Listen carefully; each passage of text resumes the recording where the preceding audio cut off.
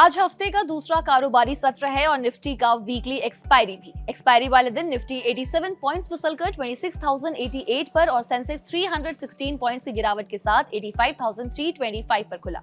रुपए में कल के बाद गिरावट का सिलसिला जारी है। आज रुपए ने डॉलर के मुकाबले 89.97 का नया लाइव लो बनाया और ये किसी भी वक्त 90 के नीचे फिसलने के लिए तैयार है। पिछले 2 सेशन से लगातार बाजार लाल निशान में ही क्लोजिंग दे रहा है। इसके अलावा सोमवार को निफ्टी ने लाइफ हाई भी बनाया था। अब इस बीच एक शेयर है जिसने सभी का ध्यान अपनी ओर खींचा है।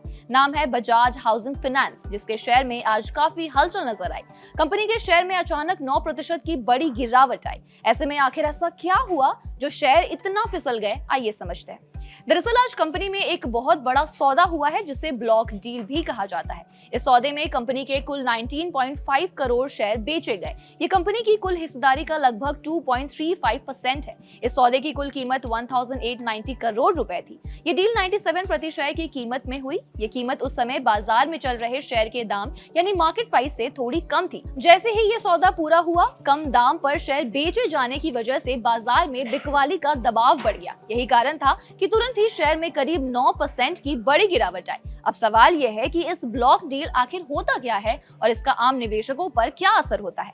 ब्लॉक डील अक्सर बड़ी संस्थाओं यानी कहे लार्ज एंटाइटीज के बीच होती है। ये डील कंपनी की फंडामेंटल क्वालिटीज को ना तो कमजोर करती है और ना ही मजबूत करती है। ये सिर्फ बड़े पैमाने पर शेयरों का लेन देन है। जब डील बाजार भाव से कम यानी डिस्काउंट पर होती है तो ये दिखाता है कि बेचने वाले निवेशक जल्दी बाजार से बाहर निकलना चाहते हैं। इससे कम समय के लिए तो शेयर पर दबाव आता है, लेकिन इसका मतलब ये नहीं है कि कंपनी में कोई बुरी खबर है। अक्सर ऐसी बड़ी गिरावट के बाद स्टॉक स्टेबल हो जाता है। ऐसा इसलिए होता है क्योंकि जब ब्लॉक डील पूरी हो जाती है तो बिकवाली का दबाव कम हो जाता है। ऐसे में अब निवेशकों को क्या करना चाहिए? जो निवेशक लंबे समय के लिए पैसा लगाना चाहते हैं, उन्हें कंपनी के बुनियादी मजबूती और बिजनेस की ताकत को देखकर ही आगे का फैसला लेना चाहिए।